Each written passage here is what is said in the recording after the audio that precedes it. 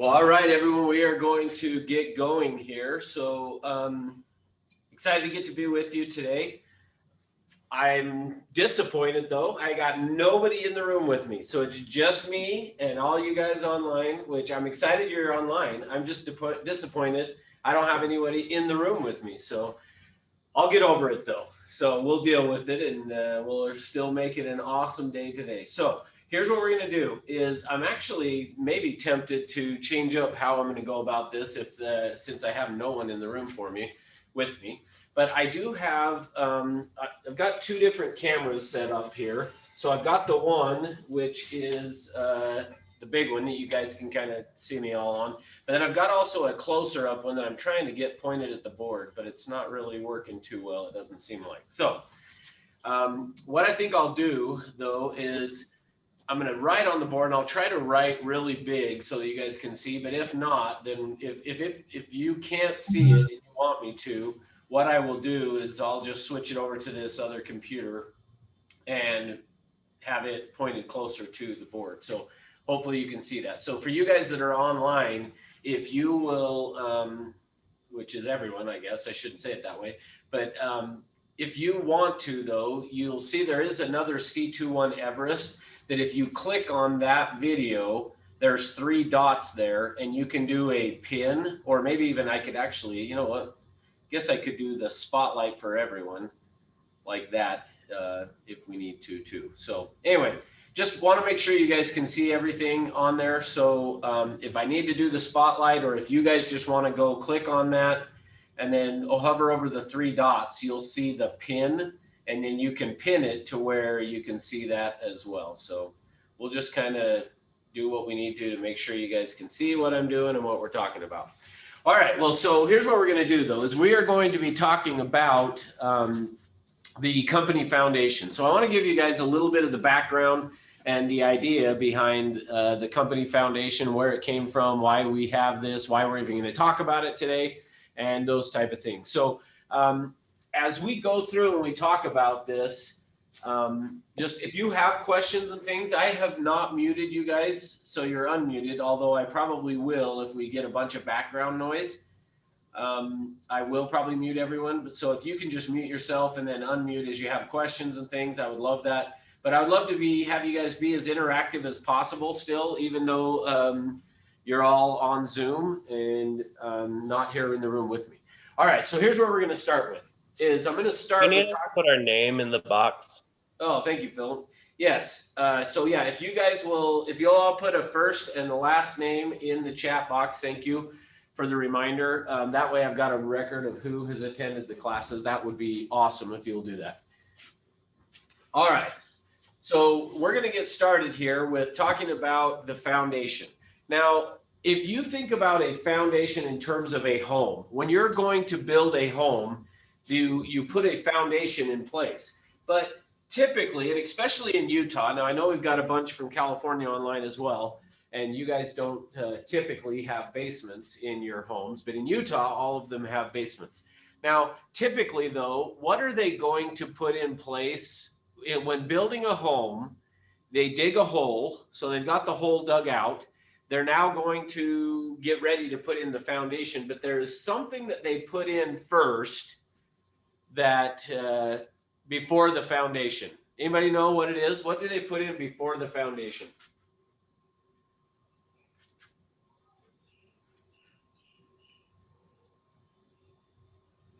Either unmute or throw it in the chat box, but what do they put in when if you were going to build a house, what do you put in before the foundation?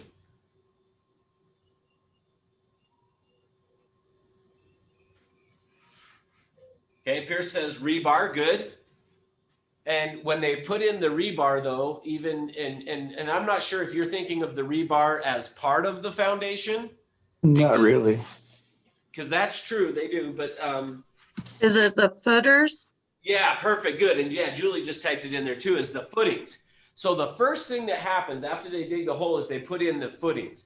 The footings is basically where they're going to put the foundation on top of. So that's where we're going to start today. Is we're going to talk about the company foundation, but where we're going to start with actually is the footings to that. So I'm going to draw this picture up here, which I did not our test. Anyway, some background noise. I'm going to hit mute all for everyone.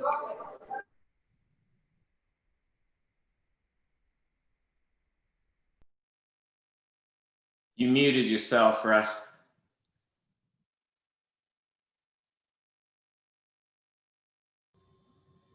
Thank you. Not sure how that, oh, I know why. It's because I did it from the co-host. So thank you. All right. So I'm not an artist, but what I've drawn up here, and hopefully you guys can see it either on, well, here, in fact, I'll do the spotlight on this for a second so you can see, hopefully. See this picture here. All right. What is that? What did I draw?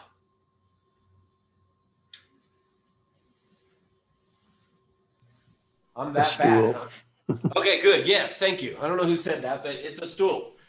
Yeah. So what I have drawn up here is the stool. So think of this as being, this stool is your life. Okay. So we're going to be talking about our company foundation, but think of this as the footings to the foundation. Is in your life, is think of your life as being like this three-legged stool. If I had an actual three-legged stool here, and I always think about, I probably should get one sometime for the classes so that I could have it as the actual object lesson. But if I had a three-legged stool here and we were to take out one of the legs, what is going to happen to me sitting on that stool? You'll fall over. Yeah, typically, unless I'm balanced just right, I'm going to fall over because you pull out one of those legs. But even if I was balanced just right, if you pulled out one other leg, I'm probably going to be tipping over. Unless, again, it's possible not to, but everything would have to be just perfect. Well, think about your life as being that same way. Your life is like this three-legged stool. You've got three legs to the stool of your life, and they are in no particular order here, but your relationships is the first leg. So that says relationships. The next one is your health. And again, like I said, this isn't necessarily in any particular order. And then the last one would be, we could say, is business or / money. Okay. So think of it that way. So let me throw up, I'll throw the spotlight up here for you guys to see that for a second here. So in terms of your life, you've got three legs to this stool of your life. And those three legs are going to be your relationships, your health, and your business or your money. Sometimes people will think of it as family, fitness, finances. If you want to think of it that way works as well. But just think about it in terms of, you've got in your life these three stools that your life is sitting on. And as a result of having these three legs that your life is sitting on, in the event you get out of balance on one of these areas, or you take one of them away, that's going to create an issue. So I want you to keep in mind as we go through and talk today about the company foundation, we're going to be mostly spending our time, and in most of the classes we talk about the business or the money, the finance part of your life. But keep in mind, as we're going through and talking about the business, the money, the finance pieces of this, that the other areas apply as well. And so here's how I usually like to think of it, is by either a show of hands or in the chat box or unmute, one of the three, just ultimately, and in fact, I guess I should pull up the view here of the gallery so that if I'm going to say by a show of hands, although nobody's showing their video but me. So I guess not by a show of hands. Instead, either unmute or in the chat box. Who knows who Tiger Woods is? Who is Tiger Woods? Golfer. Okay, Pro good. golfer. Yeah, he's a professional golfer. Now, he to some extent, his golf game has come back. But what happened to him a few years ago?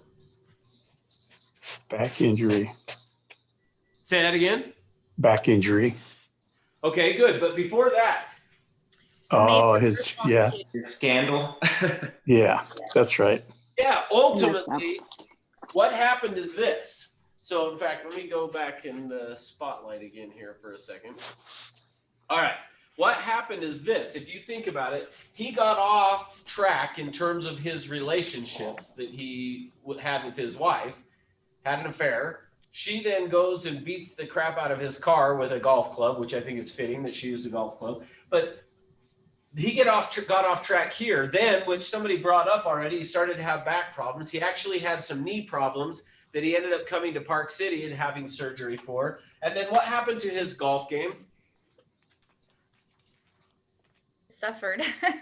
Yeah, his golf game ended up suffering as well as a result of his getting off track in terms of his relationships, has started to have some health issues, and then had these other problems with the business. Well, now, like I said, to some extent, his business has come back a little bit, meaning he's playing golf pretty good. Well, I shouldn't say it that way. I would love to play golf as poorly as he's playing right now. But think of it that way, as the same thing applies for us, meaning I have been, and maybe I should have even started by introducing myself a little bit, because some of you may not know really who I am or what I have done, but I've had my license for 25 years. I've spent the last 15 years training agents. Well, in the last 15 years that I have spent training agents, here's what I have found, is that they will come into the business and get going. But what tends to happen is a lot of times they get off track in terms of their relationships, meaning with their family, their significant other, whatever. They get off track with this. They don't worry so much about their health. I am amazed at how many people that I watch come into real estate and that agents that I have trained over the last 15 years that end up being divorced not long after they get their real estate license. Now, to some extent, that may have something to do with the fact of why they went and got their license. Meaning, I have watched and I have two different ladies that come to my mind as I'm saying this, that came into real estate, got their real estate license, they end up getting divorced. And to some extent, like I say, I'm not saying that it is because they neglected their relationships once they came into real estate, meaning maybe they came into real estate because their relationships were already at issue, and this was a way of developing an income so that they could then get divorced. Like, that is possible. But I've watched a lot of people come into this business who have had great relationships with a significant other that then all of a sudden they end up being divorced because they let the demands of the business and things take over. So I know I'm beating this a little bit too much maybe for some of you, but here's what I want you to recognize is as you come into real estate and you are now doing real estate, that part of what you want to do, and some of you I know have had your license for a while. So to some extent, I shouldn't say just coming into real estate, but don't neglect the relationships part of your stool of your life or the health in order to try to create this great business that you're wanting to create for yourself. And I hope that makes sense. But so keep in mind, most of what we're going to talk about as we go through the peak agent training and specifically talking about the sales skills and things this week and next week, that what we are talking about applies to your relationships, it applies to your health, and it applies to the business, even though we're mostly going to be talking about the business side of things. We want to stay well-rounded enough and not create this out of balance thing like this stool of life that we are talking about. All right, let me get my eraser here. So keep that in mind as we go through and talk about this. All right, so the next piece of this, what we're going to give you, or what I'm going to share with you, is the company foundation. Now, let me give you the idea behind what this company foundation is. In terms of the company foundation, what happened is this. So Century 21 Everest was founded in 2009. So 11 years ago now was when the company was founded. And what happened was there were 5 people sitting around a conference room table. And I never remember who the 5th person is, but I can tell you who 4 out of the 5 were. But there were 5 people sitting around this conference room table. And what happened was then George Morris, who was our CEO, said to these other 4 that were sitting around the conference room table, what would you guys think about us just starting our own real estate company? Well, now when he did that and when he said that to them, if you will stop for a minute and you guys tell me what was going on in the real estate market in 2009, what was it like? Bad. I don't remember. It was bad. So the 2008 had the bubble, so to speak, of real estate had popped, meaning what was happening. So let me kind of give you a little bit of background on this. What was happening was this. is in terms of real estate prior to 2008, and to some extent, these were good old times. But what was happening is you just had to be able to go to a lender and just fog a mirror. And if you could do that, you qualified for any amount of a loan that you wanted. Now, the reason that that happened was because you had Wall Street that were buying these mortgage-backed securities. And Wall Street was looking at it saying, look at what is happening to real estate and their prices. Like, you almost can't go wrong to loan money to somebody to buy a house. Even if they can't afford it, it's okay, because the thinking was the prices would continue to go up. And if the prices continue to go up, how could you make a bad investment by giving somebody a loan? Because even if they then couldn't afford the house, they could turn around and sell it for a profit, and or you as the bank could foreclose on them and turn around and sell that home for a profit. Well, what happened then is all of a sudden somebody somewhere along the way realized, hey, the prices can't keep going up forever. And all of a sudden then this bubble popped, and all of a sudden our home prices started to go down. This was not such a good thing. The pendulum swung the other direction to where it got very hard to get a mortgage. And so as a result of that, home prices were free falling basically in 2009.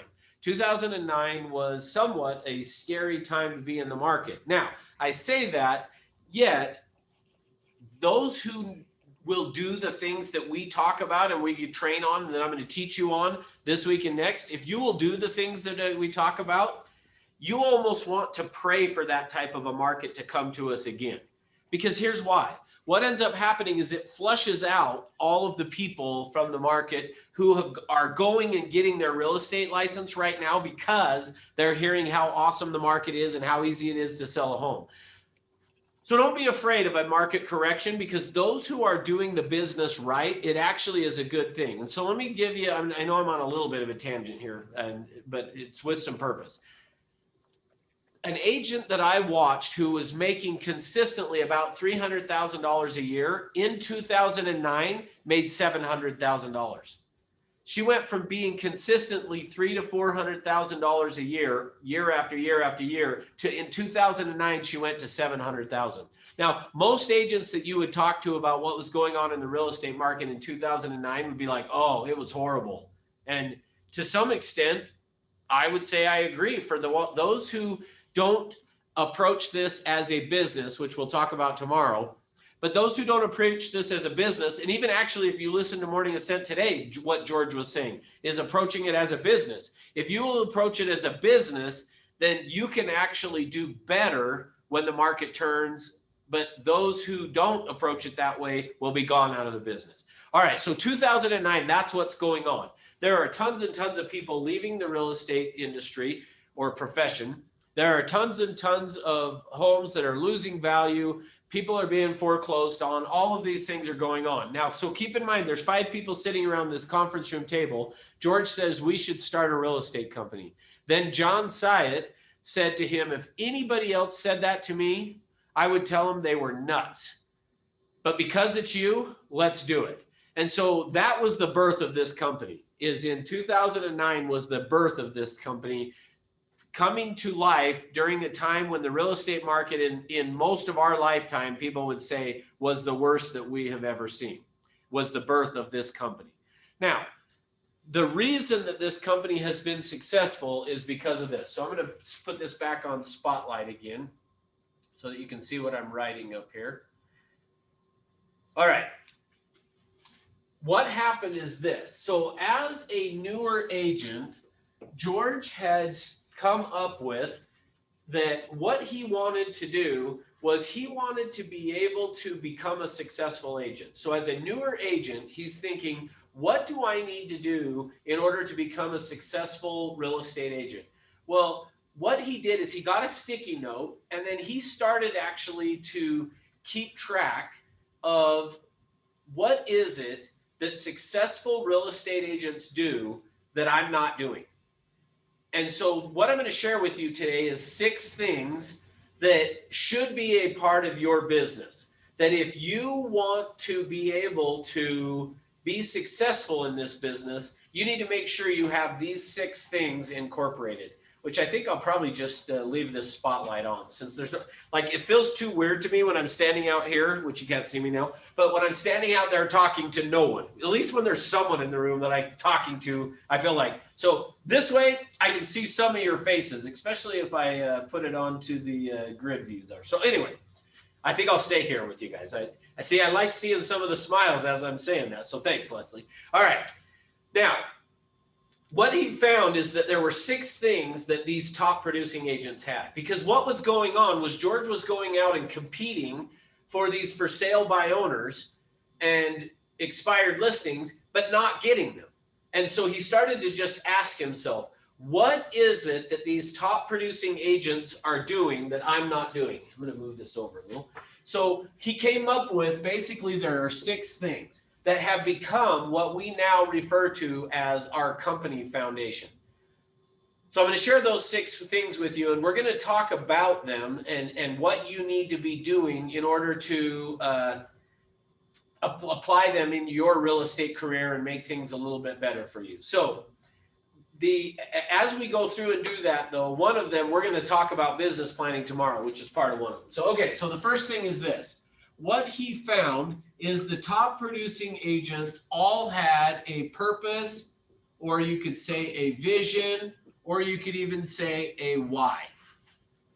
So the number one thing as we go through and talk about the company foundation, and for you guys individually, although I'm looking over at this other screen over here and noticing I've got a glare right there. So I'm going to turn off the lights and see if is that better or worse? Tell me if you'd rather have it that way or the lights on. That's better. Okay, good. All right.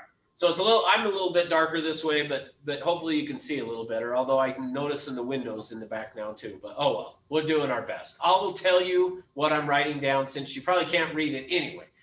All right. Purpose, vision, or why. What he figured out was this. The first thing that George figured out is those top producing agents all have a purpose, or you could say it as they have a vision, or they understand their why. Well, so that's one of the things. And in fact, what you will notice as you guys listen to George on Morning Ascents, as you hear him give talks, when he does it for a summit, any of those things, one of the things you're going to notice from him is that he consistently over and over and over again. In fact, you will probably get sick of hearing him talk about this. And I hear a lot of people say, how come George talks so much about this purpose or the why? You understanding your purpose or your why. And it is because until you understand that, you will not be able to reach what your true potential is. So the reason we talk so much about that is you need to understand what it is that is your purpose or your vision, or you can think about it as your why. What is driving you? Because once you understand that, then you can apply that in your life and you can become hugely successful because it will be working towards what you feel like is what your purpose is. Okay, so we're going to talk a little bit more about that here for a minute. Now, a lot of times what I have found too is that people struggle with this. Many people will struggle with coming up, I don't know what my why is. I don't have anything that is driving me or pushing me. And I would tell you, I would agree with that there are many people that don't know what their why is. They don't understand how to accomplish what it is that they want to accomplish. And they don't understand really what their purpose is. Well, I'm going to give you some ideas today about how to go about figuring that out, because once you figure that out, it will change everything. Now, what I mean by that is this. In the event that you didn't have to worry about money, what would you be doing with your time? What would you do with your life? Now, I'm not expecting you to necessarily answer that, meaning you can if you want, but I'm more asking that as a hypothetical for you of what would you be doing if you didn't have to worry about money at all? If you had enough money, what would you be doing with your time? Where would it be spent? Because what I'm guessing is that is what's really going to be the why that drives you. And if you understand that, then it will help you. Now, here's why that is. We are, as a people, we are emotional. We're logical, but we're more emotional. The decisions that you make on a day-to-day basis are based upon emotion. And what I mean by that is logic does not tell you that for a career, you should be going and getting on a phone or going and knocking on doors and talking to strangers. Logic would tell you not to do that. In fact, as a child growing up, what did your parents tell you? Don't talk to strangers. Stranger danger. Stay away. They're going to hurt you. See, that's where your fear or your resistance is probably the better word. That's where your resistance to making phone calls, going and talking to people, knocking on doors, whatever you want to call it, prospecting, comes from, is because of your growing up and upbringing of being told, don't talk to strangers, stay away, be careful who you talk to, all of those things. Yet you have now come into a business, started a career where we are telling you on a daily basis, you need to go talk to strangers. Now, to fit in with what George was talking about today in terms of you're working your sphere of influence, we need to do that as well. But unfortunately, you're going to also have to talk to some strangers along the way. All right, let's see. I got Rick B's got a hand up. Go ahead. And I can unmute you if you want. Maybe that's what you're, or was that an accident hand raise? Rick B's. Guessing it was an accident. All right, feel free to unmute yourself if you have questions, or you can raise your hand either way on that. But all right. So most important thing is for you to figure out that purpose and that why. Now, as I said, a lot of times people will struggle with this of like, I'm not sure how to figure it out, what to do. Now, and I was that way as well. So just know that even maybe to some extent today, I still wonder, have I really figured it out? Do I really understand and know what it is? But here's how I believe that I do, though. Let me say it that way. I believe that I do. And part of why I say, do I really know, is I do think that over time that these things will change. As your perspective on life and things changes, your purpose, your vision, your why may change as well. But here's a couple of things that I've noticed on it. So for me, how I figured it out. And here's one of the things that I would recommend for you guys to do in order for you to figure out if you're struggling with, I don't know if I understand my purpose, my vision, or my why, then here's one of the things that I would recommend for you to do to figure that out. And what you want to do is this. You're going to have to set aside at least an hour of time. And for me personally, when I did this, it took me actually 2 sessions, 2 1-hour sessions to figure this out.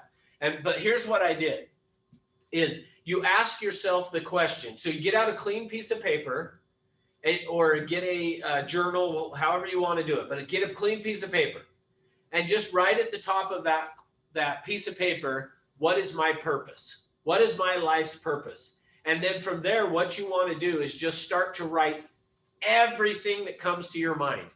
Anything and everything that comes to your mind is what you want to write down. Now, when I say anything and everything that comes to your mind, I mean everything that comes to your mind. So here's what I'm saying. If you have the thought, if you write down what is my life's purpose, and then you think to yourself, this is stupid, you should write down on that piece of paper, this is stupid. And then if you have the thought of, I would rather be at the beach right now, then you should write, I would rather be at the beach right now. But you keep asking yourself that question, what is my life's purpose? And then you just write whatever comes, anything and everything, like literally anything and everything that comes to your mind, you're going to write down whatever that thought is, every thought.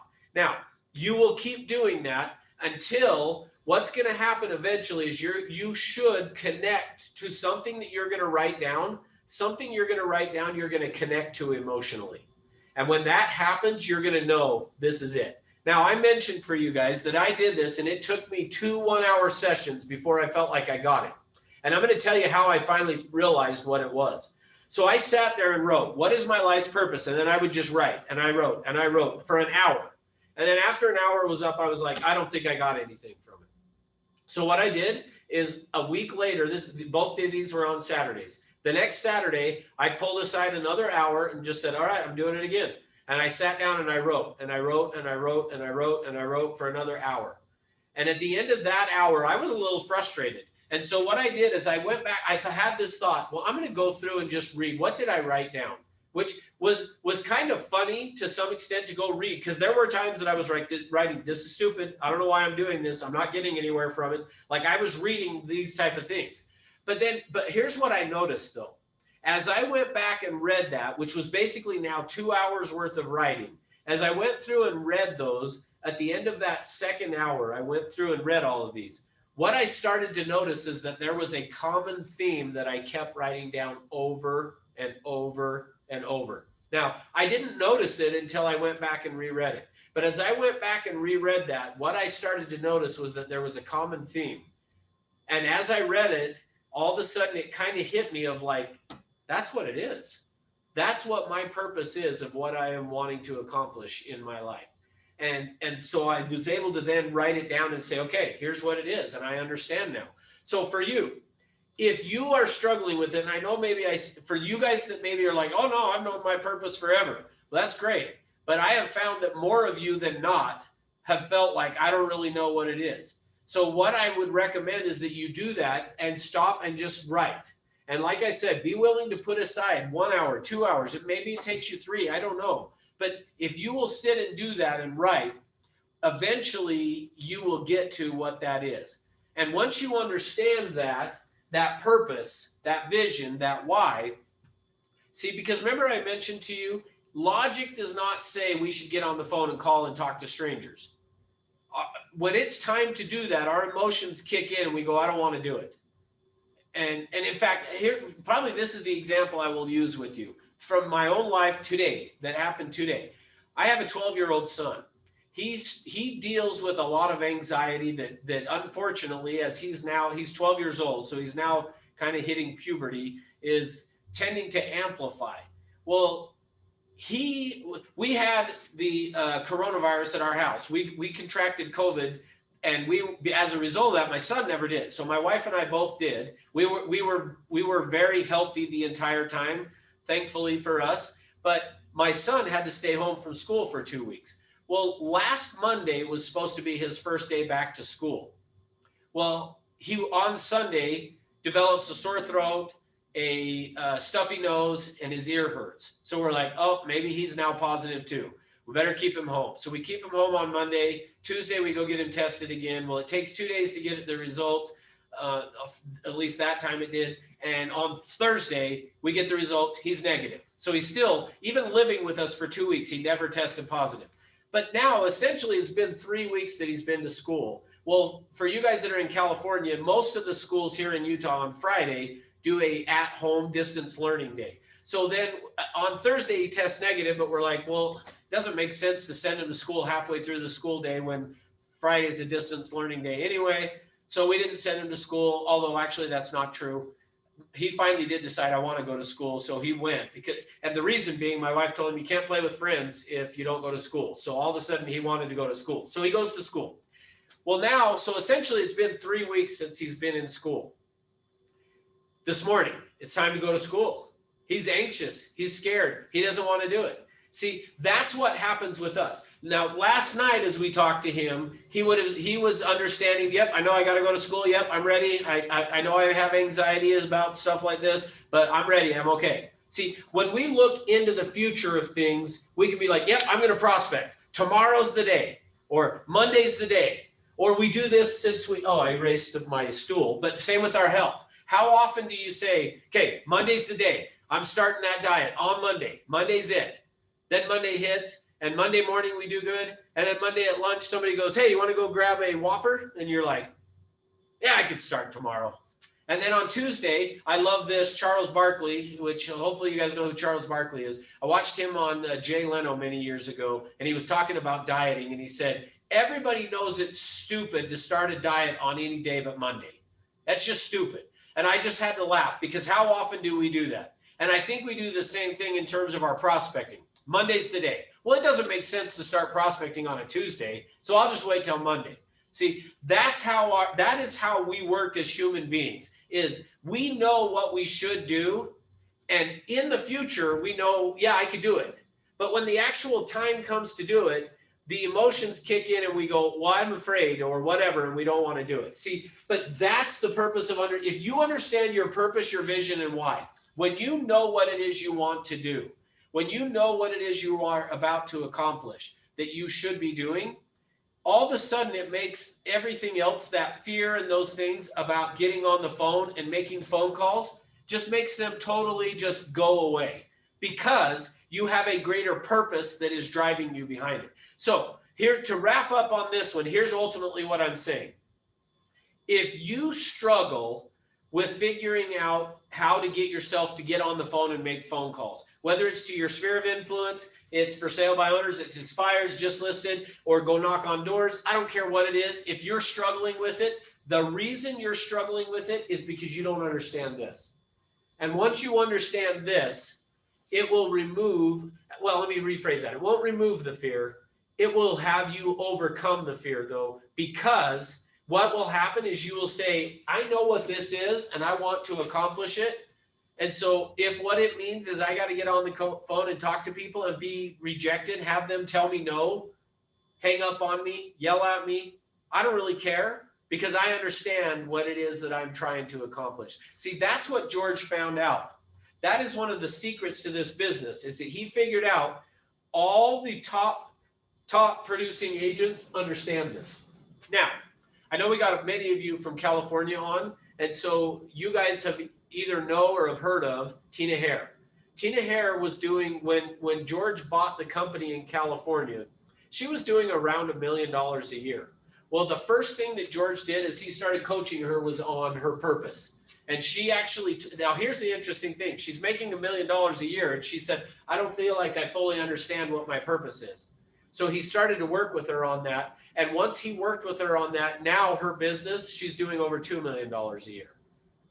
So not bad, huh? For somebody who thought they didn't even understand, but once she figured this out, things took off. See, what George has learned, and part of the magic of this, of what he has accomplished, is he understands this for him, and he understands if you understand it for you, your business will take off and things will go like you want them to, because you will be working towards something that is greater than just making money. See, if you just set a goal of I want to make $1 million a year, that's not going to drive you. It's not going to. But what you would do with that money if you had the $1 million a year, that's what's going to drive you. So if you had that money, what are you going to do with it? What is it going to allow you to do? Now, let me give you a little bit more insight into this as you are trying to figure out what your purpose is, your vision, your why. As you try to figure that out, what you're going to figure out is typically, when you land on it, it is going to be something outside of yourself. Meaning, we think sometimes that it's going to be about me, meaning it's an inward thing. But here's what I will tell you, you're going to find out when you go through and do this, is you're going to figure out it's more about doing stuff for other people. Let's see. Yeah, Jesse says, when you know your why, you can endure anyhow. Love it. Yeah, Les Brown. That's right. Love that. And in fact, Les Brown also says, how is none of your business, right? See, don't worry about the how. Land on what the purpose, the vision, the why is, and from there, things will take off for you. All right. I probably beat that one up enough. Let's go on to number two. Number two. Now, if you do, again, if you guys have questions, stop me, unmute, let's talk about it. I want to answer questions. But one of the greatest things you will do is figure out your purpose, your vision, your why. All right, number two then. Once we have done that, the second thing that George found that these top producing agents all have is they have a goal, or excuse me, they have goals, they have plans, and they have a schedule. So goals, plans, schedule. So that's number two. So our first thing is we got to have our purpose, our vision, our why. Once we have identified our purpose, our vision, and our why, then number two is we need to set some goals now based upon that. Now that we understand our purpose, vision, and why, now we got to set some goals. Once we have set some goals, then we got to say, okay, now what's the plan to get me there? And what does the schedule need to look like? Now, I'm not going to spend too much time on this one today, because tomorrow is going to be all about business planning, where we are going to spend the entire class tomorrow morning is going to be about goals, plans, and schedule. So I'm not going to spend a ton of time on that today because we're going to spend a ton of time on it tomorrow. But I at least want to say enough today about this of once you understand the purpose, the vision, and the why, we need to then set some goals. Now, typically what happens though is this. If I were to have you guys throw into the chat box, which I probably won't do today, but typically if I have people in person here, what I will say is just shout it. Well, actually, let's do it. Let's do this. Put in the chat box or unmute and just say it. But what is your goal in terms of how much money you want to make from real estate? So either unmute and say it or throw it in the chat box.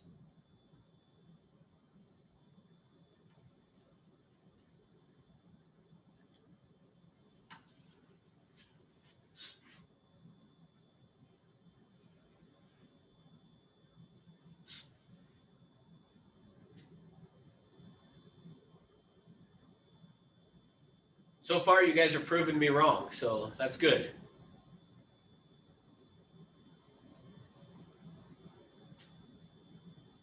Okay, Skip, lots doesn't work.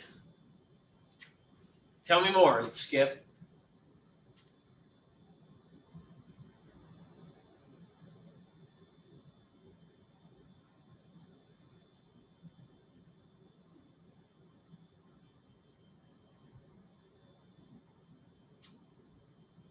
All right, I want to make enough to purchase a vacation home in Florida, Hawaii, and June Lake. Awesome, love that.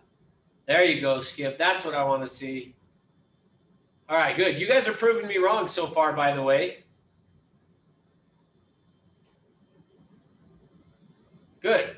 Hey, here's what usually happens. So you guys have proved what I'm glad I didn't say it because you guys proved me wrong. Well, typically what happens when I say that, the most common number that comes up that gets put into a chat box, or if you were sitting live in the classroom with me, which by the way, you guys that are in California, I got to tell you, the worst part about this whole COVID coronavirus thing is it has stopped me from traveling down there. I was there every 6 weeks, so we would have been live in person doing this. And I got to tell you, I hate the fact that I don't get to keep coming down there, especially because it's starting to cool off here in Utah. And I don't like the cold, so we got to get rid of this virus so I can start coming down and being live with you guys again. All right, but here's the thing. Typically what happens if I had a room full of people and I said, what is your goal? Usually, and even actually what I'm still have saying is the most common number that has shown up there is 100,000. See, what happened is most people will throw out as I want to make 100,000. Or what we're starting to see now is people will say 250. So it's interesting to me because 20 years ago when I started, 25 years ago when I started in this business, guess how much money I said I wanted to make a year? 100,000. See, that number still just keeps coming up over and over and over and over again. Well, see, here's the problem with it. We'll talk about this more tomorrow, but in terms of you setting goals, the way that we tend to set goals is we tend to do it very arbitrarily, meaning we just throw out a number of saying, hey, I want to make 100,000 or 130 or 350 or 250. Or I like Pierce, you're saying you're going to make 3 million. Good. That you'll be the top producer in this company, which would be awesome. And that may motivate Tina to say, oh yeah, I'm going to sell 5 million then. But awesome that we're doing that. Here's the problem with it. The problem with it is usually when we throw out these numbers, they don't mean anything. There's not really any meaning behind them. And so we'll talk about this more tomorrow. So I'm going to get into it tomorrow. But we usually will throw out a number that doesn't have any meaning to it. Well, because it doesn't have any meaning to it, then when it's time to go after that, we now all of a sudden don't do it so well. So we got to have goals. So we got to start with that goal. Then from there, we need to put together some plans. So tomorrow we're going to talk about the goals and the plans. Now, part of what we're going to do for tomorrow, so let me give you a little bit of a homework for tomorrow, is what I want you to come tomorrow prepared with is how much money do you need on a monthly basis? Or you could do it weekly, however, or annually, whatever you want to do. But what I mean by that is just in order for you to just pay the absolutes, I want you to come tomorrow with that prepared. So put together so that you know for tomorrow, how much money do you need to just pay, your car payment, to buy food, gas, your rent or house payment, any bills that you have, those type of, like, what's the bare minimum that just on a monthly basis I have to have? So bring that tomorrow because we're going to use that. Now, so once we have put together the plan, what does our schedule need to look like? Now, as I said, we will talk more about this tomorrow of putting together this schedule. And I'm going to talk you through what the ideal schedule should look like. Now, not all of you are going to be able to do the ideal schedule that I'm going to show you tomorrow, but you should get as close to it as you can and have some variation of it that is as close to that schedule. Because if you'll do that, it will work. All right, so we'll hit more on that tomorrow. Number 3 then. Number 3 is mindset. So number 3 thing on this foundation is mindset. One of the things that you will hear us say over and over and over again, mindset is a skill set. Your mindset is a skill set. Now, in terms of that, I asked you guys earlier who of you knew who Tiger Woods were, which most of you do. I'm going to ask you guys another one now, and I'm not expecting any of you to know, but I'll be surprised. Maybe one of you will. Have any of you ever heard of a guy by the name of Adolf Merkel? Anybody know who Adolf Merkel is? I'm seeing some head shaking no, which is what my expectation was, but let me just see if anybody says yes here. Yeah, just a reminder for you guys, if you didn't put first and last name in the chat box, please make sure you do that so I have a record of who was in class. But yeah, so I'm seeing, so Jesse's saying you might have. Okay, good. So let me tell you about Adolf Merkel, because here's the thing. What I want you to understand is the importance of this whole thing that we're talking about with mindset being a skill set that we are going to be talking about. All right. So I got to look up so I can give you these exact numbers here as they talk about Adolf Merkel. So Adolf Merkel actually was he owned a pharmaceutical company in Germany, and it was the Bohemian it was the Phoenix Farmdale was the name of the company, and it was started by his grandpa back in the 1970s. So what happened though is then his father took over the company, then Adolf Merkel took over the company in 2007. So this is the number I wanted to look up here real quick, so I made sure I get it right for you. In 2007, Adolf Merkel's net worth was $12.8 billion. So that was billion, not million, billion. $12.8 billion was his net worth. Now, what we already talked about, that was at the end of 2007. What happened in 2008?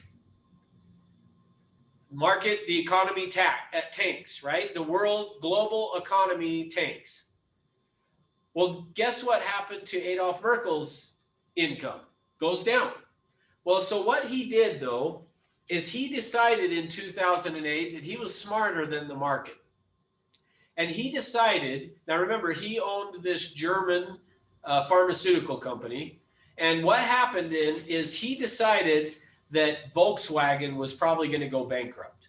Now, I don't know how much you guys know about investing in the stock market, and we're not going to spend a ton of time on it, but I at least want to explain a little bit here.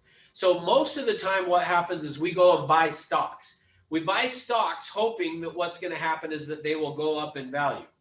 Well, there is a way though, if you feel like a stock is overpriced and it's going to go down in value, there is a way that you can make money on that. And it's called shorting the stock. So the idea of it is yes, Kyle, exactly right. We short the stock. So we're going to sell the stock, even though we don't own it, and then we're going to buy it back at some future date, hopefully for less money. And that's how we make the money. So in essence, it would be like me selling you this marker today and saying, hey, I'm going to sell you this marker. And actually, no, it would not be that. It would be me saying, I'm going to sell you a car that I don't even own. So I'm going to sell you this car, and then I'm going to hope to go out and buy that car for a cheaper price than what I sold it to you for, so I can make money. Well, that's what Adolf Merkel did with Volkswagen, is he thought their value of their stock was going to go down.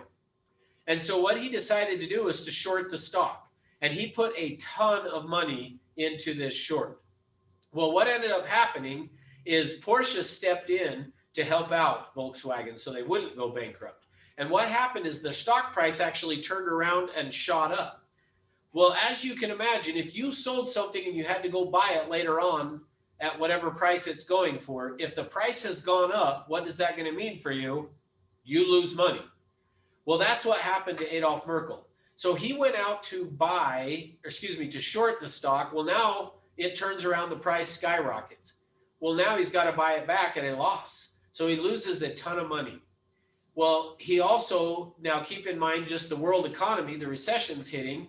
So as a result of that, it goes down. So his net worth at the end of 2008 had gone down from 12.8 million to, it wasn't the end of May of 2008. By May of 2008, it had gone from 12.8 billion down to 9.2 billion. Do you feel bad for him? He now only has $9.2 billion.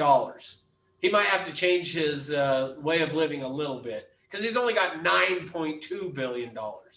Now, here's the thing though. Here's the point of this. This mindset is a skill set, meaning he had tied his self-worth to his money. And the fact that he had lost now, $3.6 billion, which obviously that's nothing to laugh at, that he lost 3.6 billion. That's a lot of money, but he still had 9.2 billion. Well, in January of 2009, he went and stepped in front of a train. So essentially committed suicide. He stepped in front of a train because he felt like he was worthless. He was useless. See, what we don't want to do is we should not have our worth, our self-worth needs to not be tied to our net worth. See, your self-worth is not tied to your net worth. And here's the thing. As we talk about, and hopefully one of the things you're going to notice about this company that is different from other companies is we want you to work harder on yourself than you do at your job. You should be working harder on yourself than you do at your job. In fact, one of the people who has been a mentor for John and George, and now I would even say me, thanks to them, this guy has become a mentor for me. He has now passed away. He died actually in 2009 as well, is a guy by the name of Jim Rohn. So Jim Rohn, R-O-H-N. So not Rome, not the sports guy, but Jim Rohn, R-O-H-N. If you have not listened to any of Jim Rohn's stuff, I would recommend that you do that so that he can become somewhat of a mentor for you as well. Well, Jim Rohn, actually in 2009, I mentioned to you that he passed away. Well, he was a motivational speaker. In fact, he is the one who Tony Robbins worked for Jim Rohn. If you know who Tony Robbins is, Tony Robbins learned what he learned from Jim Rohn. Well, Jim Rohn, at 25 years old, he got a mentor by the name of Earl Schoaf, which you'll probably never find anything about Earl Schoaf other than what Jim Rohn talks about him.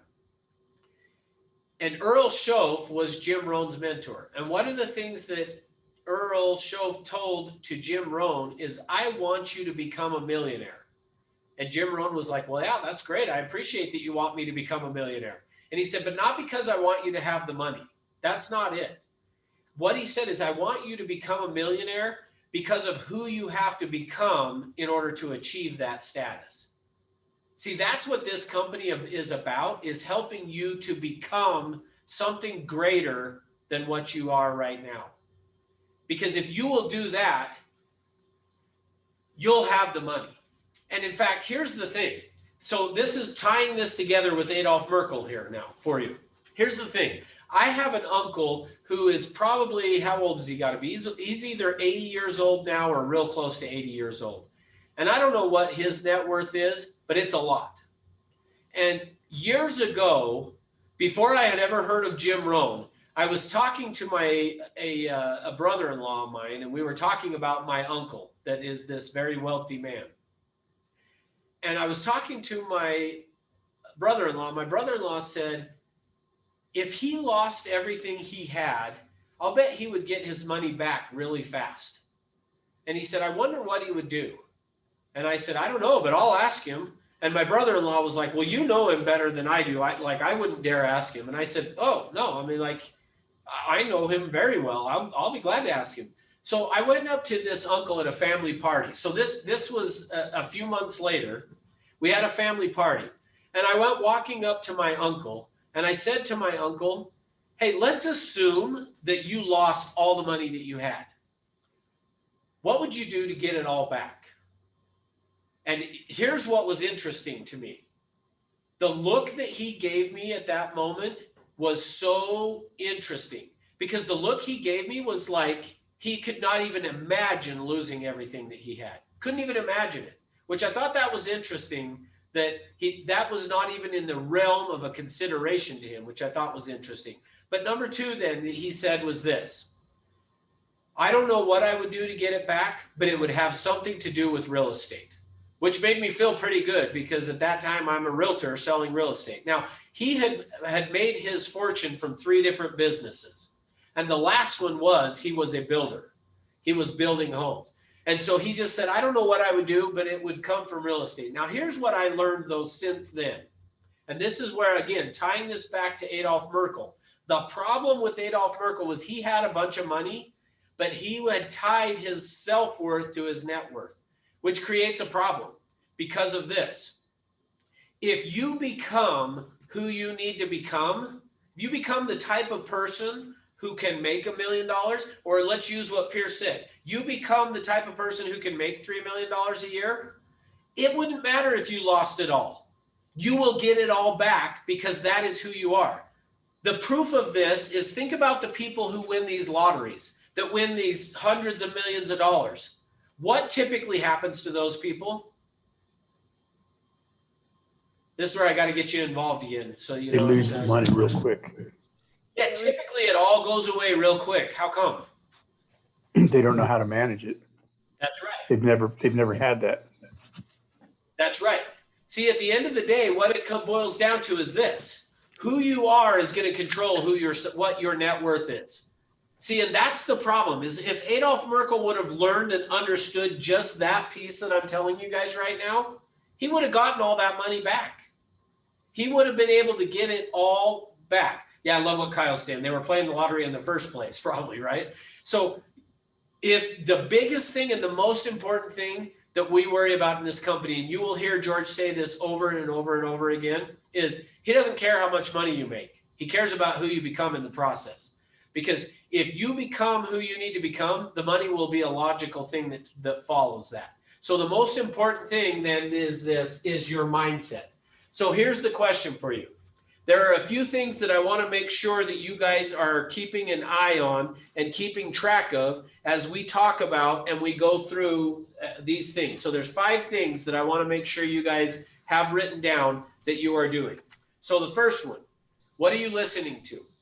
So I would recommend for you guys to have some of these things written down. What are you listening to? So here's the question for you. When you jump in the car to go drive somewhere, and you don't need to answer this, you can if you want, but what are you listening to in the car? Are you listening to, the NPR, the public radio? Are you listening to just music? What are you listening to? Lost the guy's name now. Zig Ziglar. Zig Ziglar said, your car should be like a mini university. So the idea of it being this: we spend enough time, especially in real estate, in our cars driving. We should be using that time to make ourselves better.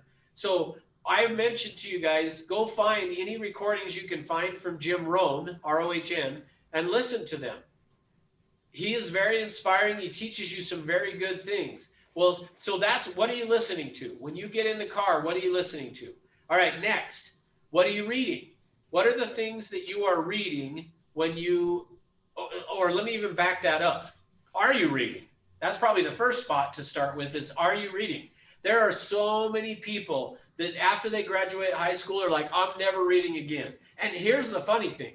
A lot of those people wear it as a badge of honor. I'm never going to read a book again. Yeah, that's not what we want to be. That's not how you change to become more. is by saying, I'm not going to read. So if you're not reading, you need to start. And it doesn't have to be long, but you have got to take some time to be reading. Now, throughout the classes that we're going to do, we're going to be talking about I'm going to give you the ideas of some books that you should be reading. I'll share that with you throughout this week as we go through and we talk about things.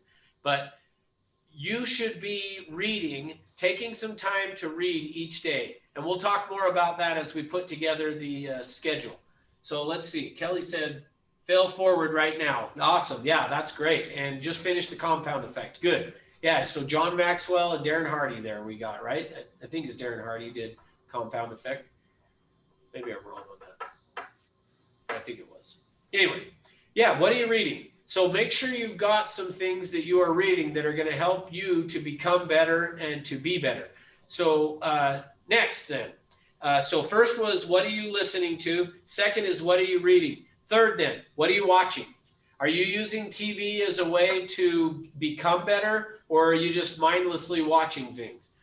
Like yesterday at my house, my wife at the end of the day was like, I am so sick of sports right now. I had my son over who's married. We had basically kind of a little family mini get together thing with a few people. And first thing we did is watch the Dallas Cowboys, which we're Cowboys fans. I know I'm going to see some bad stuff in the chat, I'm sure, but they won. Hallelujah, finally, you know. But we watched the Cowboys. As soon as that was over, my middle son was like, we got to watch the NBA Finals. And congratulations to the Lakers because they won the finals. But then after that, for me, baseball, hopefully you guys know. If you don't, you will. Baseball's my thing. I was like, we got to watch baseball. Well, I will tell you at the end of the day, did that make me any better? No. I enjoyed the day. But if that's all you're watching, then it's not going to help you. And I see here, Jesse put on there that his recordings are all over YouTube. Perfect. Go watch them. In fact, one of the things that I do in Utah as it starts to get the weather worse, instead of running outside, I will start to run on a treadmill. And I will pull up YouTube and I will watch things from Jim Rohn or Earl Nightingale, Tony Robbins, those type of things when I'm exercising. All right, so next. The next one is, who are you associating with? Who are you hanging out with? Darren Hardy has said that and others have said it too, but Darren Hardy's the one that always comes to my mind. Is one of the things that Darren Hardy has said is your income will be the average of the 5 people you hang out with the most. So if you want to increase your income, change who you're hanging out with. Hang out with people that make more money.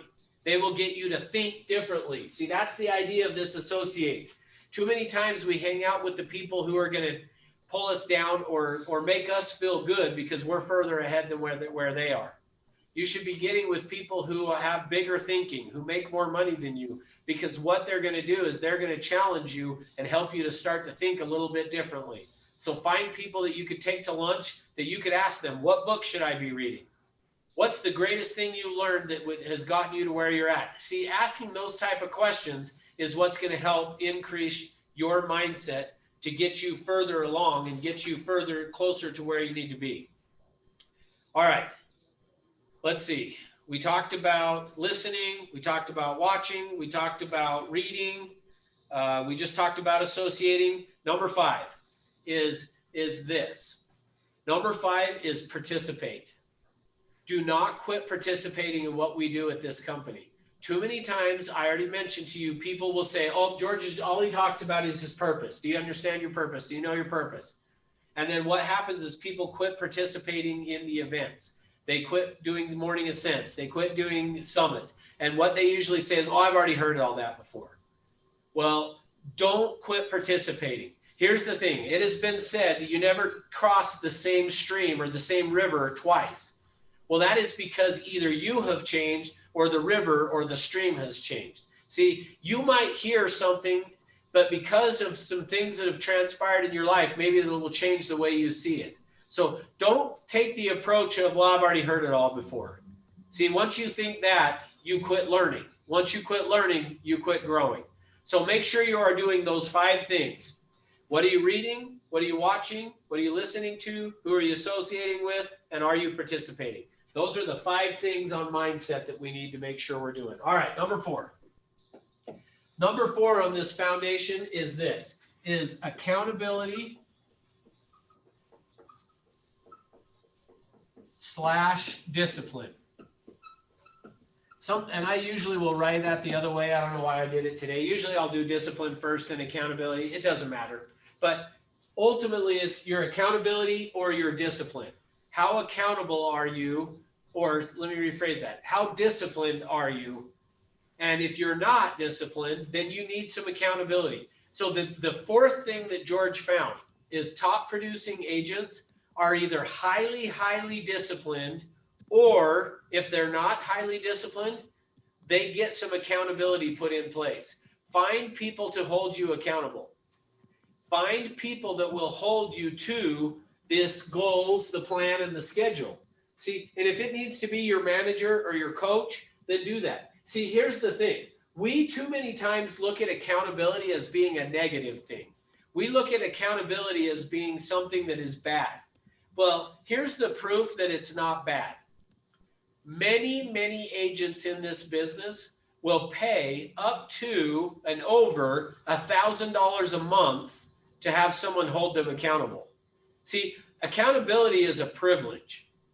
It is something that top producing agents pay a lot of money to have somebody hold them accountable. Because again, once you understand your purpose, your vision, your why, you set your goals to help you accomplish that, then what happens is if you truly want this, you are either going to have the discipline to get yourself to do it, or what ends up happening is we then get somebody to hold us accountable.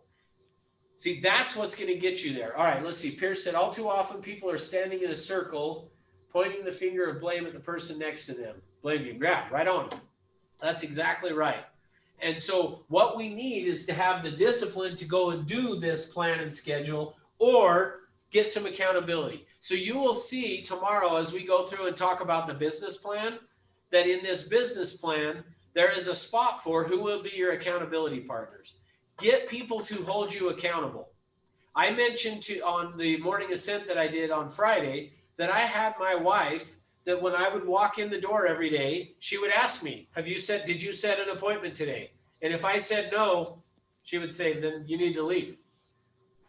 You got to go back to work and go get your appointment. See, you need somebody to hold you accountable to that.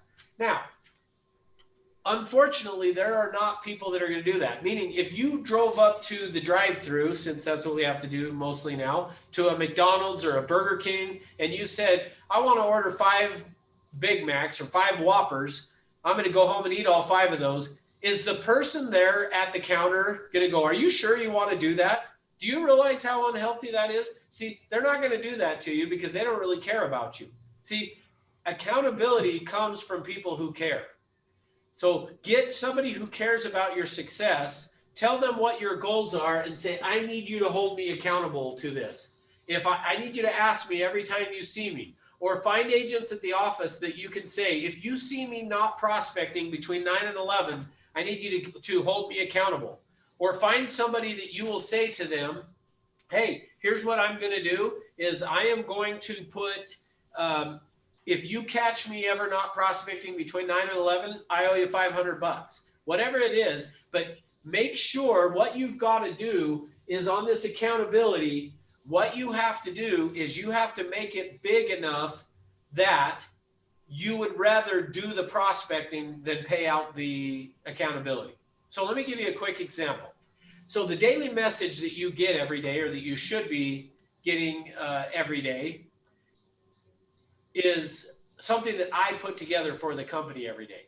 So the daily message, so I am constantly having to track those down from either John, George, Jeremy, or Judy, or Lindsay. I'm constantly having to say, hey guys, I need a daily message. I need a daily message. Well, what will usually end up happening with Jeremy specifically is Jeremy will say to me, hey, if I don't get you 2 messages by 10 o'clock tonight, I owe you $250 to Ruth's Chris. Well, for me, I always am then, yeah, that's great. Let's do it. And don't send me a message because I want to go to Ruth's Chris. But I'll tell you what, every time he has done that, he ends up getting me a message. Now, I won't tell you who the other person that I've done this with is, but the other person that I've done it with one day said to me, I'll give you $50 if I don't get you a message by the end of the day. Well, by the end of the day, they didn't give me a message. So the next day I was kind and said, hey, you didn't give me the message, but I'll give you till the end of today to get me one. They didn't give me the message. They ended up just giving me $50. See, what that told me is this: the accountability wasn't high enough for them. They would rather give me $50 than to have given me the message. Well, so here's what needs to happen then. Make the accountability high enough that you really don't want to pay it out. And that will get you to say, well, I'm not paying out $1,000 to somebody every day I don't prospect, so I'm going to go make my calls. That's what the idea of this is. So that's for you. Either have the discipline to follow your schedule that we're going to talk about tomorrow, have that discipline, or get someone to hold you accountable. So that was the fourth thing. Number 5. Number 5 then is skill sets.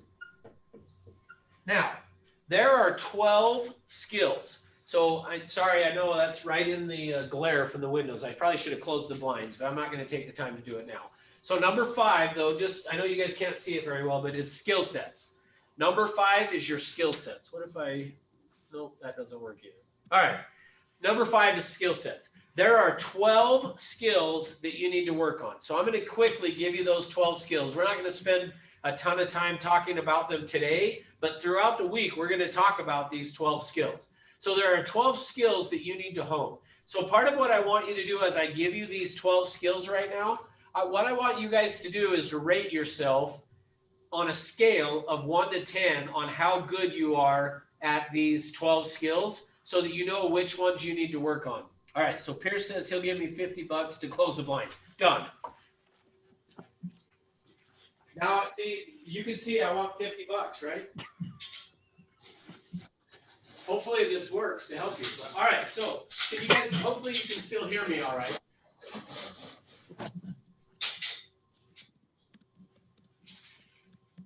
I'll send you my Venmo, Pierce. You do it, buddy. I'll give you my Venmo so you can send me the $50. All right. You do it, bud. All right, is that better? Hopefully, I don't know how much better that is, but good. see. It'll All work. right, cool. All right, so the 12 skills. So the first skill that we need to work on is setting appointments. That's the way that I like to write this one down. Is the first skill is setting appointments. You need to get good at setting appointments. Yeah. Oh, Tracy said you're going to all pitch in. Good. I'll give you guys all my Venmo. You can all just send me money. That'll be great. All right. So setting appointments. How good are you? So now what I want you guys to do right now as we go through this is rank yourself. How good are you at setting appointments? 1 to 10. How good are you at setting appointments? So that's the first skill, is setting appointments. Oh, good. I like some of you are even sharing it with me on here. I love it. Thank you. All right, good. So if you're not good at it, then that's something you want to work on. And we're going to talk about that throughout this week and next week on how to get good at that. All right, number 2, lead follow-up. How good are you at doing lead follow-up? Now, here's what I have noticed. Many agents will prospect. We talk a lot about it. Prospect, prospect, prospect. There's one agent who's not at our company anymore that I watched this guy. He was so good at generating leads. He would daily get on the phone, make calls, make calls, make calls. He could get calls. He could get leads. He was really good at that. Guess what he wasn't good at? Lead follow-up. He would generate all these leads and he'd never call them back. So I actually one day took a bunch of his leads that were about a year old, and I went through and contacted those leads or because they were sellers and we had addresses. So I either contacted them or I went on the MLS and looked them up to see, had they done anything real estate related? I could not believe the number that had gone and done it, something real estate related. He had them as a lead and they had just never followed up. So how good are you at lead follow-up? Do you have a system for that? And if not, we'll talk about it this week for what you need to do. Okay, so how good are you at lead follow? Number 3, pre-qualifying. So once we set an appointment with somebody, we then need to pre-qualify those people. Now, there is a difference between pre-qualifying and disqualifying. Notice I didn't say disqualify. I said pre-qualify. But too many times what happens is this. Agents will go out and generate leads or set an appointment, and then they convince the person, they disqualify them, convince them that they shouldn't go meet with them. See, we don't want to do that. We want to pre-qualify. What is the purpose? So let's see. Batsuk is saying, so thanks for letting me know, Batsuk, that you're not Rick Bees. All right. I don't have a system for leads. I don't know how does it. Okay. Well, we're going to talk about that throughout this week and next. I'm going to give you that. So don't worry about that for now. All right. But in pre-qualifying, what is the purpose that we pre-qualify? Why should we pre-qualify people?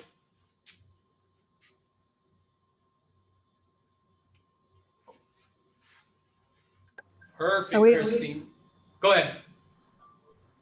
Go ahead, Kat. Oh, so we don't waste our time. Good. If they can't buy, say buy. I love it, Skip.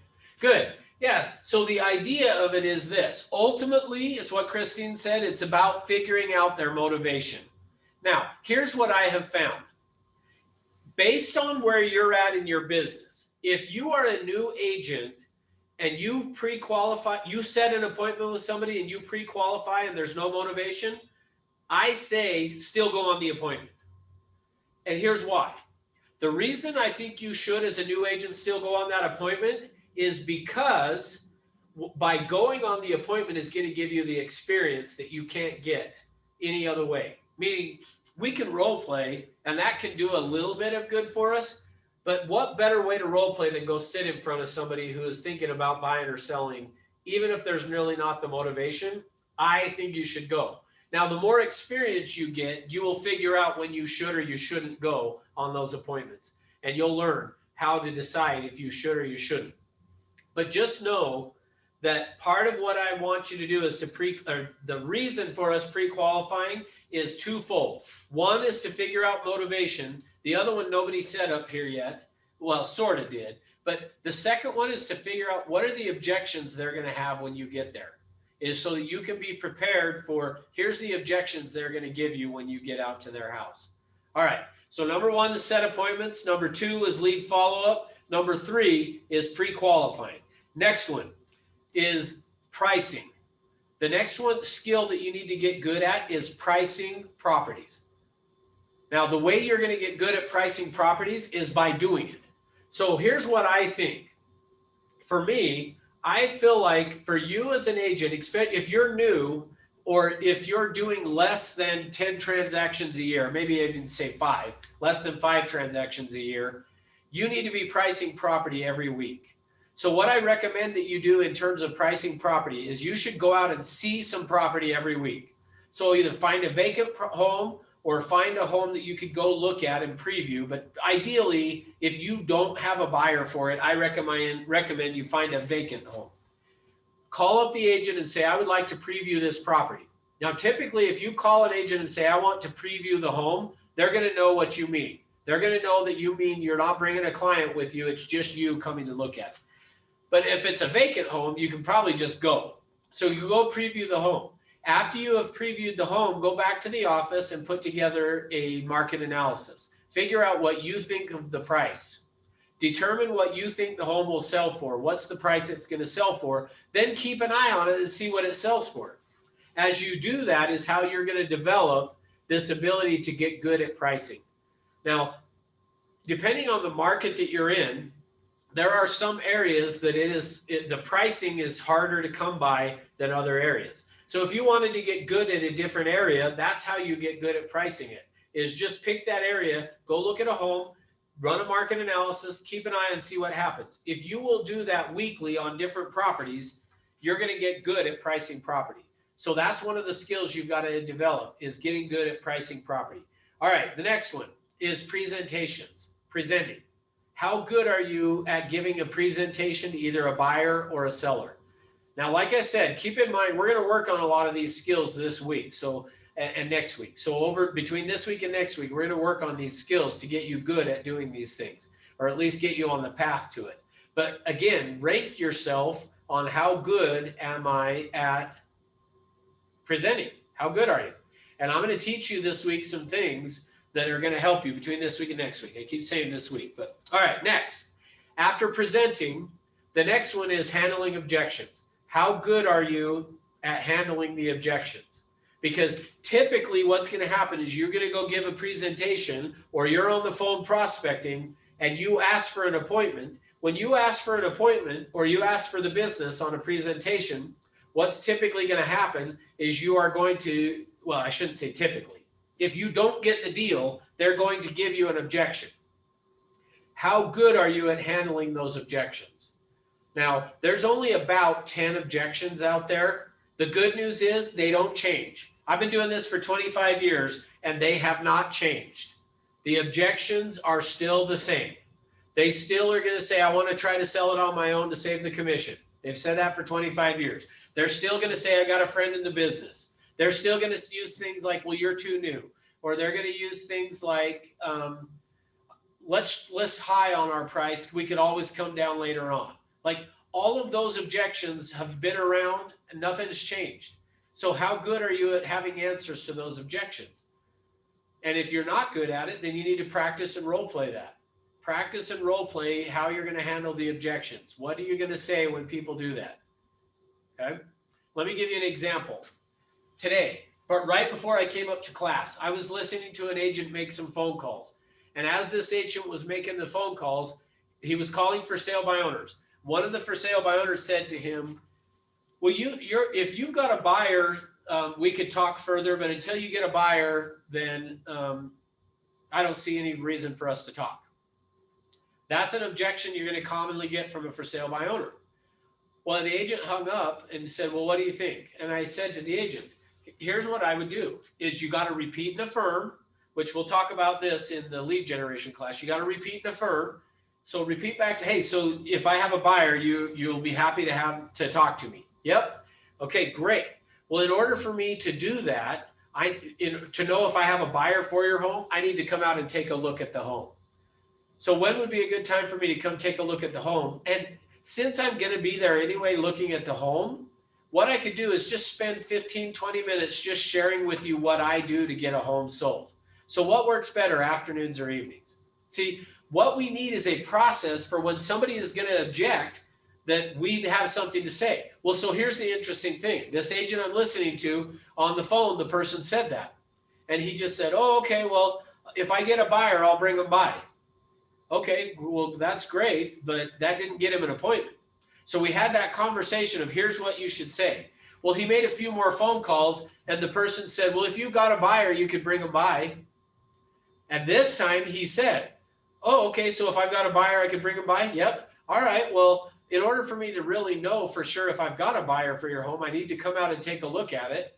And while I'm out there, I have some ideas that I could share with you that can help you get your home sold, and actually even share some ideas with you about how maybe I could get the home sold to where maybe it doesn't even cost you anything. Maybe we put more money in your pocket by you using me as an agent. So what works better? And she said, oh, anytime. And he set the appointment. See, that's what we're talking about in terms of handling objections. You got to figure out what are the objections you're getting when you're prospecting or when you go on a presentation, and how do you overcome them? Now, we talked about presenting before this handling objections. A good presentation should answer all those objections along the way. So if you find you're getting the same objections over and over and over again, set it up in your presentation to deal with that objection so you don't get it anymore. All right, next. After handling objections, next one that I'm going to talk to you guys about is price reductions. How good are you at getting price reductions? Now, the good news is in our current market, you really don't need many price reductions right now. But the time is going to come that you're going to need that. And so you're going to want to have the skill on getting price reductions. Now, I'll tell you that skill of price reductions is going to be tied to our next skill. So the next skill that you want to get good at is future pacing. See, part of getting good at getting price reductions is getting good at future pacing. And what I mean by future pacing is being able to tell the client, here's what you can expect to have happen. Here's what we want to pay attention to. And if this happens, then this is what we need to do. If this happens, this is what we need to do. That's how you get good at getting price reductions, is at the time of listing, telling the client, this is what we want to watch for. And then if we see this, what it means is we need to reduce the price. That's how we get good at price reductions, is through the next skill, which was future pacing. All right. Next skill is customer service. How good are you at customer service? There are a lot of agents. I watch a lot of agents that are really good at getting appointments, really good at going out and giving a good presentation, but their customer service, forgive my language, but it sucks. And if you don't have good customer service, you're not going to get any repeat or referral business. And in fact, I watched one agent when I was a new agent. I was calling for sale by owners. I had gotten an appointment. I went out on the listing presentation. At the end of the presentation, I could not get them to be realistic on their price. And I remember I came back to the office and I walked in the office and was talking to an agent that said, hey, how'd that for sale by owner go? And I said, oh, it didn't go very well. They wouldn't come down on their price. They said they would list with me, but it had to be at this particular price. And I just was like, it's just never going to sell. They were stuck on that price. And I remember an agent walked up to me and said, who was it? I'll take the listing. Now, I have watched that guy over the last 25 years. He got his license not long before I did. I've watched him over the last 25 years, and he's still in the business, and he still does an okay amount of business. But here's what I'll tell you. He doesn't get any repeat or referral business. He is constantly having to go work. So think of it this way. Here's how I like to think about customer service and getting repeat and referral business. You can approach this business as either a hunter or a farmer. Are you a hunter that's just going out for the kill today? Or are you a farmer who's going to build a crop that's going to last for a lifetime? See, too many times what happens is we don't give good customer service. We don't get repeat and referral business, which means we have to keep being that hunter that's going for the kill day after day after day. Well, you need to have developed customer service skills if you're not good at that. Okay, next skill, negotiation. How good are you at negotiating? Now, part of what you want to do in terms of negotiating is when you're writing an offer is just call and ask. Now, if you want some good training on this, and when I say good training, you're thinking way bigger training than what I'm thinking of, but this is still probably really good training. Two things that I would recommend for you. First one is go back and watch the Morning Ascent that Dan Munch, M-O-E-N-C-H did. I think it was last week, actually. If you just go to YouTube and typed in Century 21 Everest training, it'll bring up our YouTube channel and you can find Dan's interview. He talks about what he does in terms of negotiating. And I'll tell you, you'll go watch it and you'll be like, well, that didn't really give me any big earth-shattering negotiation things. But he gives you some pretty good stuff on there of like, just call and ask these questions before writing an offer on a property, okay? The second thing I will tell you of that is, can't remember the guy's name. So one of you guys can help me out. Never Split the Difference. The author's last name is Voss, Chris Voss. Yeah, thanks, Kyle.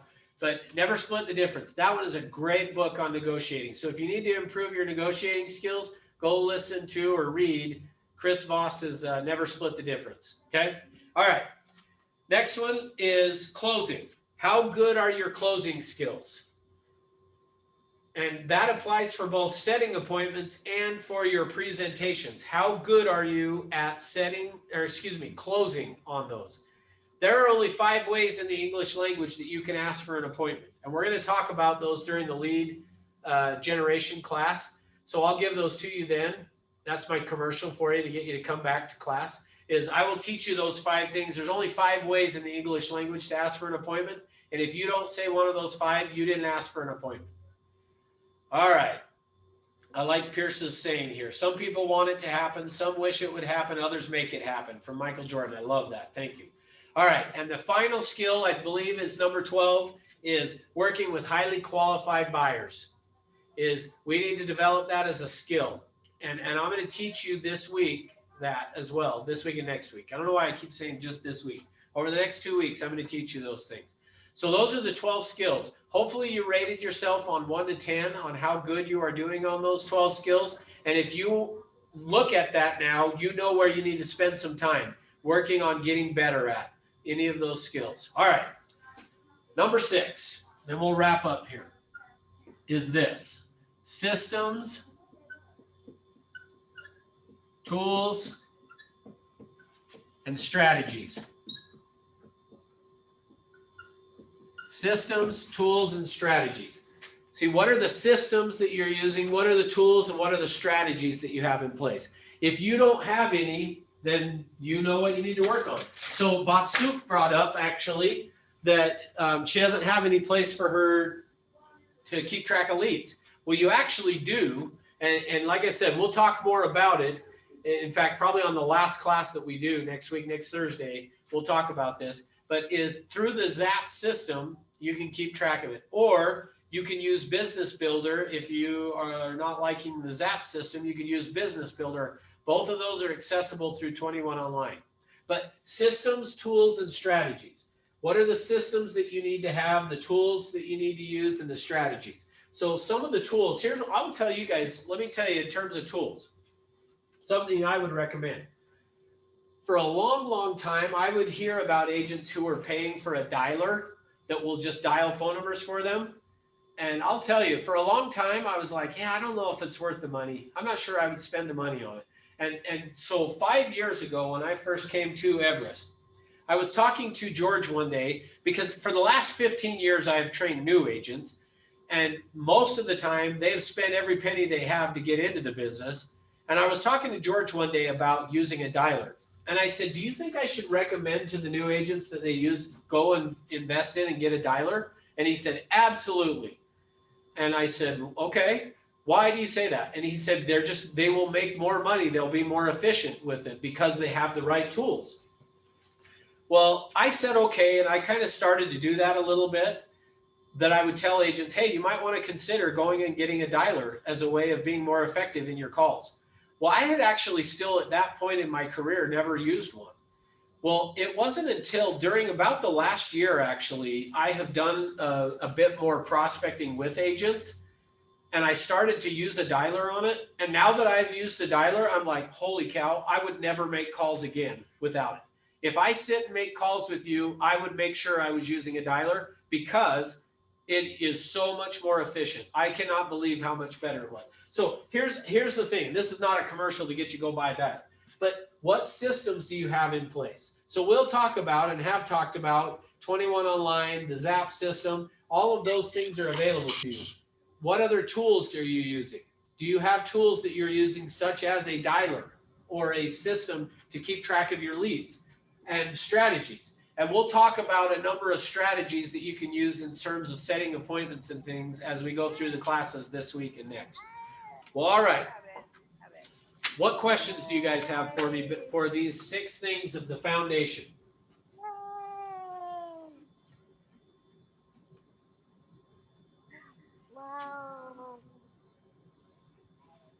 I can kind of hear something, but not really. So no questions?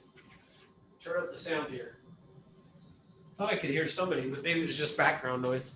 I'll probably have a question at 3 a.m. for you. All right, shoot me a text then at 3 a.m. I won't get it, but I'll text you back in the morning. Get a dialer.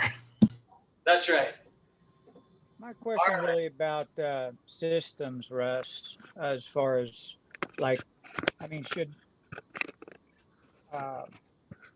should I anticipate coming out of here with, I'm doing calls for sure, but like, I'm not real systemized as far as how much am I calling FSBOs or just listed or just sold versus calling friends, or, how much time should be spent on each or something like that, where I'm really actually making a system out of what I'm doing.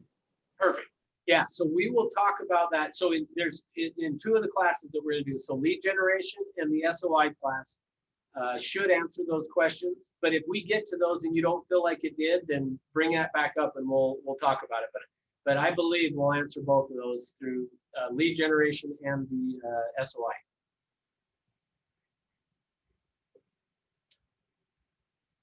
All right. Well, hey, thanks for being here today, guys. So tomorrow we'll do the same thing, 9 a.m. for you guys in Pacific time in California, 10 o'clock for Utah. Hopefully I'll have some people live in person, but if not, that's okay. Doesn't matter.